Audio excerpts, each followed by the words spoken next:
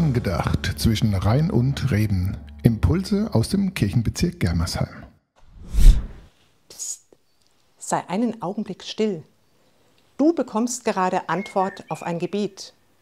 Und jetzt wird noch ein Gebet erhört und noch eins. Bei jedem Atemzug erleben wir eine Gebetserhörung. Denn es gibt eine Art Grundgebet unseres Daseins und das heißt, Gott schenke mir Leben.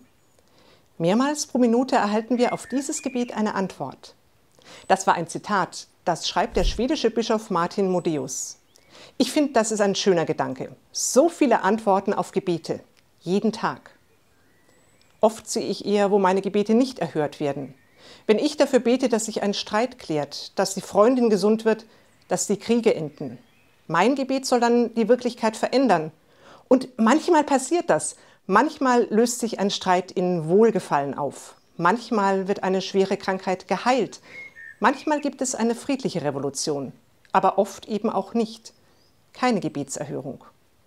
Und während ich weiter bete, dass sich die Wirklichkeit verändert, nehme ich es für selbstverständlich, am Leben zu sein. Zu atmen. Einzuatmen und auszuatmen wie von selbst. Das ist nicht selbstverständlich. Ich vergesse, wie wunderbar es eigentlich ist. Gott schenke mir Leben. Immer wieder.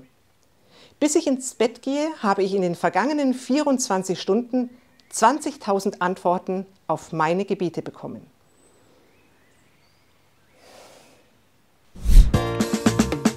Angedacht zwischen Rhein und Reben. Impulse aus dem Kirchenbezirk Germersheim.